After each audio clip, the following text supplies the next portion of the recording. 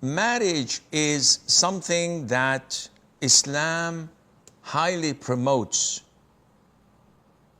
There would not be a society that is whole without marriage. And this is the way of our Prophet ﷺ.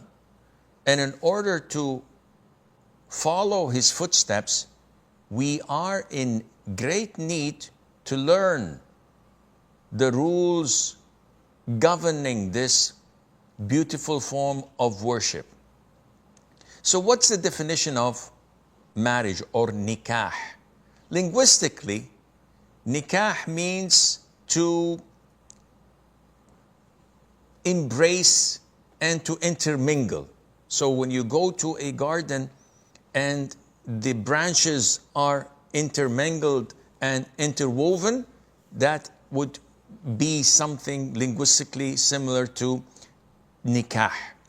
However, when we come to the Islamic terminology, it's a contract like any other contract, where there is ijab and qubul, proposal and acceptance, conditions and pillars and the whole 9 yards. The purpose of this contract is to enable the participants, that is the spouses, to enjoy intimacy with one another in a halal manner. Marriage is prescribed, mentioned in the Quran clearly in many places, and the rulings governing it is also mentioned in the Sunnah, and the scholars had their consensus upon it. Allah Azza wa Jal says in Surah An-Nisa, chapter 4, then marry those that please you of other women, 2 or 3 or 4. And the Prophet ﷺ encouraged the youngsters, the youth, when he said, O young men, whoever among you is able to afford it, then he should get married. So what about those who are financially unable? The Prophet said, if this is the case, then they should fast, because it will be a shield for him, those who cannot get married. And the Prophet said that, alayhi salatu wasalam, when he heard of 3 of his companions pledging that one of them would never sleep at night and he would pray all night long. The other one pledged not to marry women or enjoy women. The third one pledged not to break his fast, to fast the whole year. The Prophet was angered by that, and he addressed the companions by correcting their misconception, and he said, and I marry women. Whoever turns away from my sunnah is not one of me. Ibn Qudama, may Allah have mercy on his soul, said, the consensus of all scholars, that it is a legitimate thing, it is a prescribed thing to get married. Now, marrying differs from one individual to the other. Someone who has a chronic illness that prevents him from fulfilling the rights of his spouse or her spouse and does not disclose this to the spouse, marrying is haram. Example, someone who has HIV virus positive, and he goes and proposes to a woman without disclosing that he has this illness, it is prohibited for him to marry her. He has to give them a heads up before proceeding in this.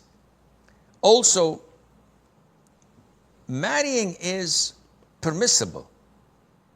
It's not mandatory, but when a person knows of himself that if he does not get married, he's going to fall into fornication and he's going to commit haram, then getting married for him becomes mandatory.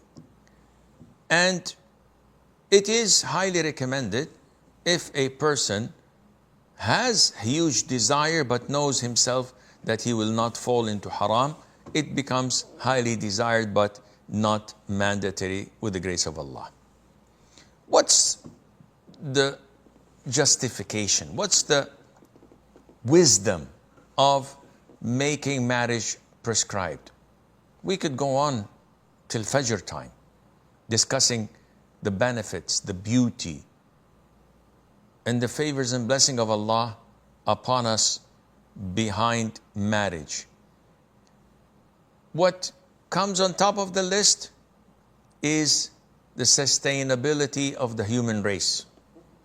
If you go to Europe, and I think if you go to Japan as well, people there are so engaged in work and in pursuing their own desires that they don't want children. And so many people, celebrities especially, unfortunately, I don't know how they become celebrities to the Muslims. This is the biggest problem. But we hear of celebrities having an affair with their girlfriends for 10, 15 years, having children and not marrying. Still. Also, to increase the number of the population. The Prophet said, alayhi salatu wasalam, marry a fertile woman who would give you children, because on the Day of Judgment, I'll boast other prophets and messengers with the number of my followers.